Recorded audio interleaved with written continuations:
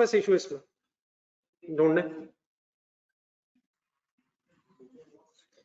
इसमें कुछ लॉसेस दो तरह के हो गए थे, तो वो मुझे करवा दीजिएगा वर्किंग। बाकी एक नजर अगर क्वेश्चन कम से कम रीड कर अपना साथ आंसर रखे जरा, क्वेश्चन में फिगर्स ढूंढ रहा तो नहीं, रिमेनिंग टाइम इसी पे लगाना, अब आधा घंटा तो और लगाते हैं, तो सर सीरियसली देखना जरा फिगर्स, अपनी जरा आंसर की फिगर्स जरा मैच करें क्वेश्चन में से, जो जो फिगर्स लिखी हुई आपने, जो जो पे रह गई वो भी देखते हैं।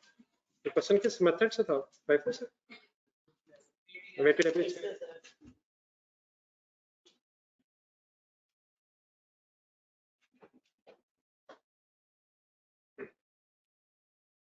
या चले मैं फिगर्स पूछता हूँ, मेरे फिर लेजर बनवाया,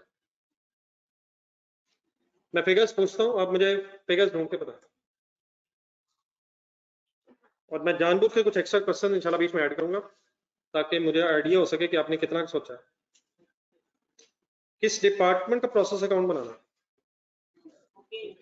ये फर्स्ट प्रोसेस है या सेकंड है, या एक ही है?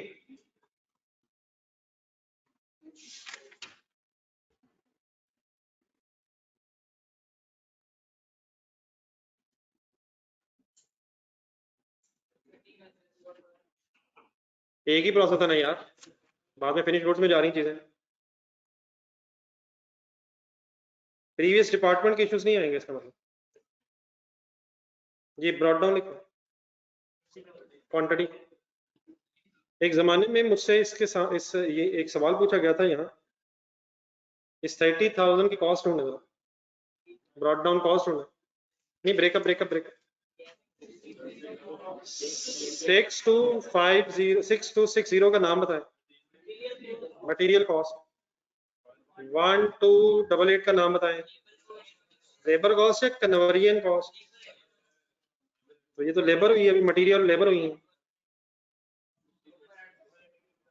मैंने एक क्वेश्चन उस जमाने में एक बताया था, question number 6 of process costing, ये बात वहां हो चुकी थी कि मटेरियल और लेबर गिवन है और ओवरहेड्स ने बताए नहीं है, अब्जॉर्प्शन रेट बताया है।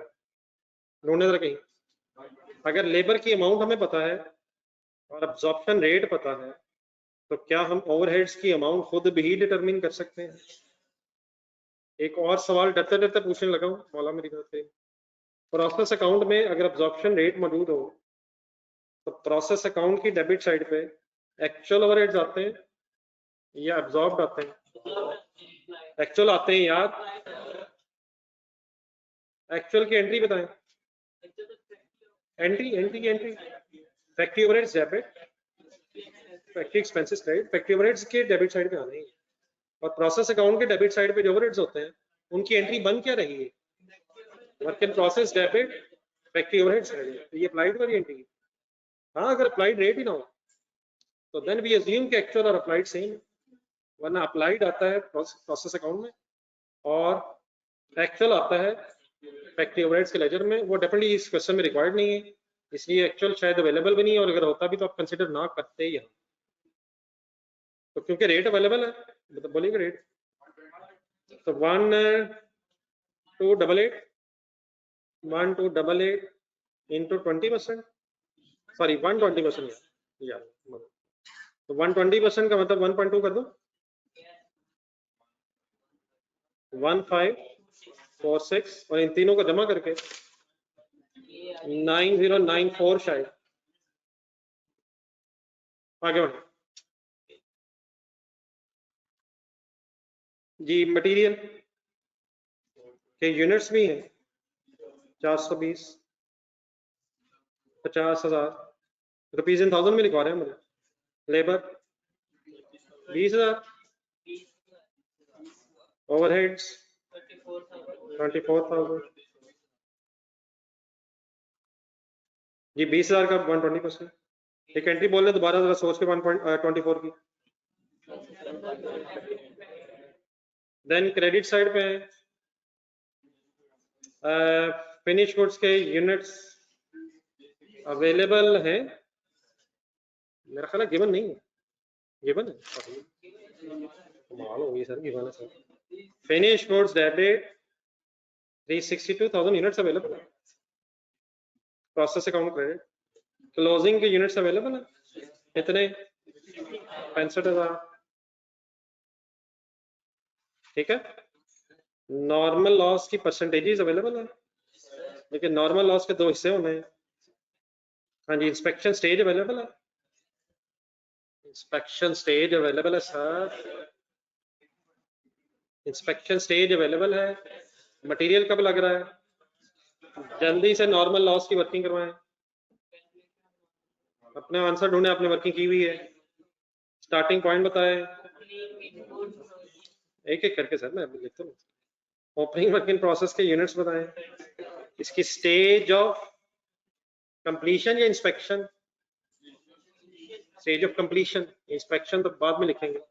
What is stage of completion, 100% material, 50% conversion, then input के यूनिट्स 420, इनकी स्टेज ऑफ कंप्लीशन उस वक्त नहीं होती जिस वक्त हमने लिखा है, तो बाद में होती है। क्लोजिंग वर्किंग प्रोसेस की स्टेज के यूनिट्स, इनकी स्टेज ऑफ कंप्लीशन कन्वर्जन 80, 65 नहीं सही थी। इंस्पेक्शन स्टेज,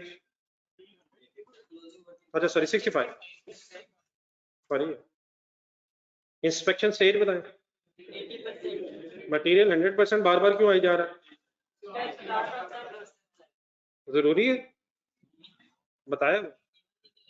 हाँ जी, इवनली भी लग सकता है, अगर हमें इंफॉर्मेशन हो तो शायद हम इवनली ही लगाएंगे, अनलेस और बातें हो जाए। जी अब यहाँ मेरे जरा बता दें कैसे वर्किंग करें। 30,000 लूं, रीजन बताएं। इंस्पेक्शन से पीछे थे, 50% पे खड़े थे, इंस्पेक्शन हमारे पीरियड में हुई होगी क्योंकि 80% पे होती है। इनपुट लो, लेकिन इनपुट में से 65,000 की माइनस करो, क्योंकि उनकी इंस्पेक्शन अभी नहीं हुई। ओपनिंग क्यों लिया, इंस्पेक्शन हमारे पीरियड में हुई होगी। क्लोजिंग क्यों नहीं लिया, इंस्पेक्शन स्टेज से भी पीछे अभी नहीं हुई थी। मल्टीप्लाइड बाय, अच्छा अब यहाँ मसला था और कंसंट्रेशन रखिएगा भैया, ये सारी शायद वर्किंग का मकसद आपके सामने यही दो पॉइंट्स है। नॉर्मल लॉस की परसेंटेज 5% दी हुई है, उसका एक ब्रेकअप दिया हुआ है। हम 5% अगर कर ले तो बात तो ठीक है, लेकिन प्रॉब्लम ये है कि 2% जो है उसका वेट लॉस की कोई रिकवरी वैल्यू नहीं है, और जो 3% वेस्टेज है उसकी रिकवरी वैल्यू अवेलेबल है। तो मतलब मेरी इस बात का ये हुआ कि ठीक है अगर 5% करेंगे तो टोटल लॉस तो आ जाएगा, करें जरा 19250, लेकिन इसमें से कितने परसेंट की रिकवरी वैल्यू है या नहीं, बल्कि सॉरी इसमें से नहीं कहना चाहिए, इसके 1925 के अंदर जो है अब 2% वेट लॉस भी है और 3% रिजेक्टेड नगेट्स भी हैं, और रिजेक्टेड नगेट्स की सिर्फ उसने सेल प्राइस दी हुई है। तो 5% तो ठीक है, लेकिन हमें 2% और 3% अलग क्यों करना पड़ रहा है, तो ये ब्रेकअप्स क्यों हो रहे हैं, क्योंकि सारे नॉर्मल लॉस की रिकवरी वैल्यू नहीं है। तो डेफिनेटली 19,250 का ब्रेकअप बनना, लेकिन क्या इसका 2% और इसका 3%, लॉस का 2% और 3%, मतलब इसके अंदर 2-3% नहीं कर सकते सर, कैसे सर, मैं वो नहीं कह रहा, लेकिन जरूरत क्या उतने वेस्ट टाइम वेस्ट करनी है, हम रिलैक्स होके ऐसे क्यों ना कर रहे हैं। लेकिन मैं सिर्फ ये कहना चाह, उसका 2-3% नहीं, उसकी रेशो निकालनी पड़ेगी, निकलेगी वो 2/4, 2/5, 40, 40-60 हो जाएगी, लेकिन टाइम वेस्ट नहीं है।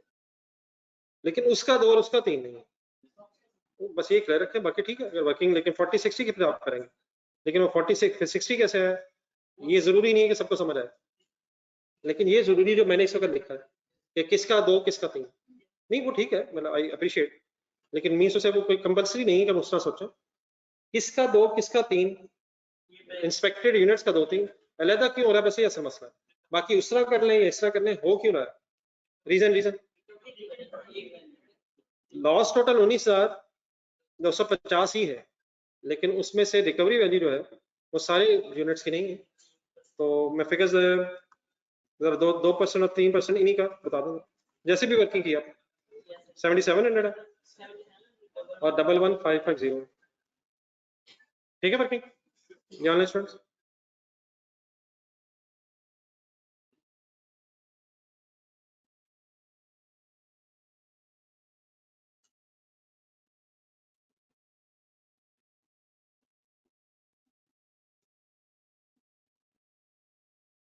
जी अभी ये जो मैंने ब्रेकअप किया है, यकीनन अगर आप चाहें तो बोर्ड पे चेक देखें,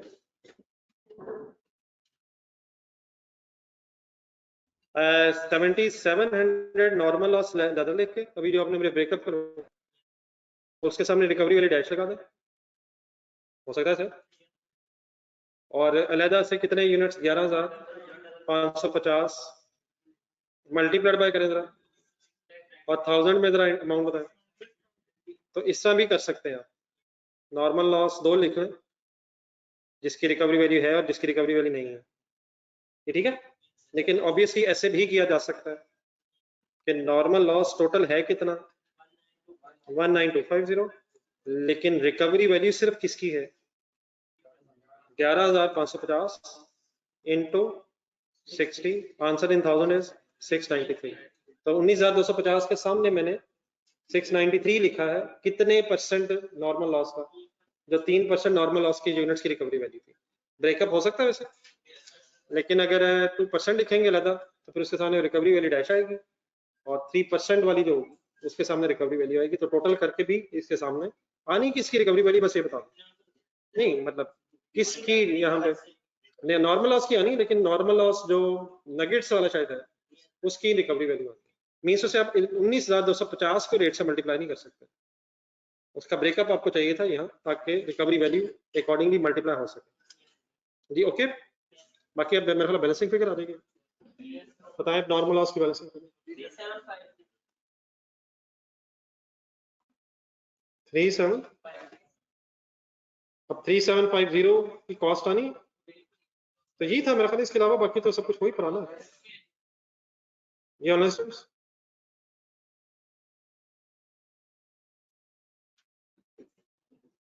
इक्विवेलेंट यूनिट्स का टेबल बनवा, इक्विवेलेंट यूनिट्स का एक टेबल बनवा दे। यही सर जी वे है रिवाइज करने का यार, पिछला मैं क्वेश्चन कहता हूँ वो देखा करें और अगला क्वेश्चन अटेम्प्ट करने की कोशिश किया करें। अब डेफिनेटली जितने पिछले सवाल हो गए ना उनमें से जब हम फाइनल रिवीजन की तरफ जाएंगे तो अब ये पिछले सारे सवाल करने की जरूरत नहीं है हमें, तो वो जो पिछले सवाल है वो मेजोरिटी ऑब्सलीट होते जा रहे हैं, वो मासूम सवाल जो हमने जमाने में किए थे अब उनको देखने की दोबारा जरूरत नहीं रहेगी। ये मेरा ख्याल है कि अगर हम हिम्मत करें साथ साथ तो एंड तक 40-50 सवाल इकट्ठे हो जाने चाहिए ऐसे, जो फाइनल रिवीजन में होने चाहिए। और वो सारे सवाल जो मैं कह रहा हूँ कि आप देख लें और देख के याद आ जाते हैं, उसके बाद फिर हम एक नया सवाल करते हैं, जितनी चीजें रिपीट होती हैं वो तो उसमें भी आ गई, और जो नई चीज है उसके अंदर फिर आ गई, तो पिछले सारे सवाल दोबारा करने की जरूरत नहीं रहनी। मीन्स से अगर मुजाहिर आपने सही तरह कर लिए तो आप question number 1 question number 2 of marginal absorption तो देख के भी ऐसी आएगी, अब देख के हमने हंसना भी नहीं है। तो सिलेक्शन होनी उसके बाद फाइनल क्वेश्चंस की जो रिवीजन के लिए, लेकिन उसके लिए अंडरस्टूड बात है कि हमने ये क्वेश्चन किए हो। तो कॉलम्स बता देंगे इक्विवेलेंट यूनिट्स के होते हैं,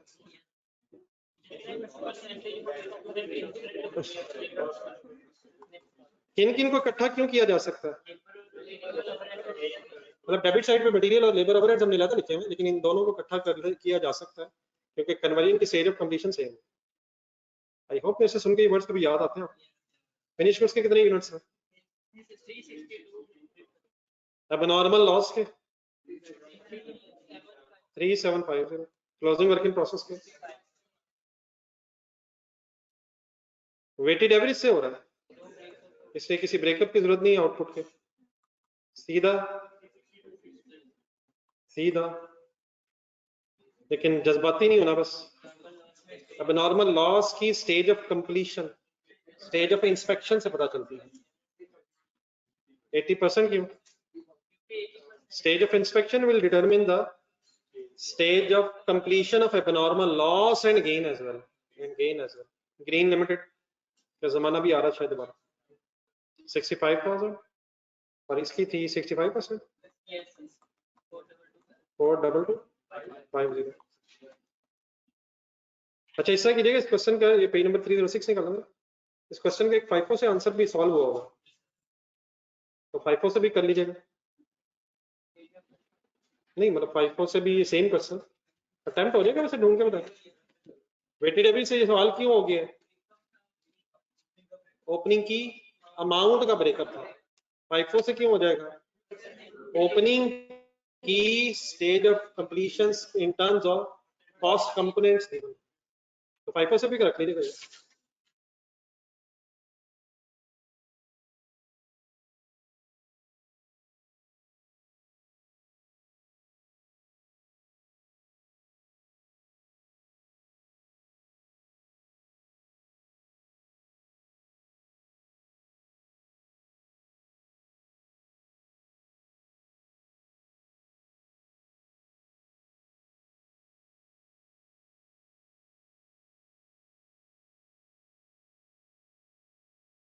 जब आप स्पेसिफिकली बता देंगे क्रॉस सवाल, आंसर्स में वर्किंग समटाइम्स हो सकता है डिफरेंट, आपने वर्किंग्स के तरीके करें। ये ऑनलाइन स्टूडेंट फाइनल का टाइम आ गया।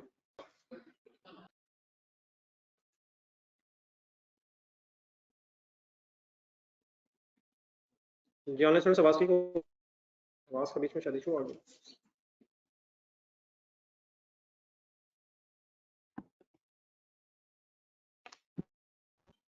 आवाज बेटा इस वक्त ठीक आ रही है? ये आपका तो नहीं, आपको क्वेश्चन है क्या बबील में? अब बबील मैंने FIFO से भी कहा है,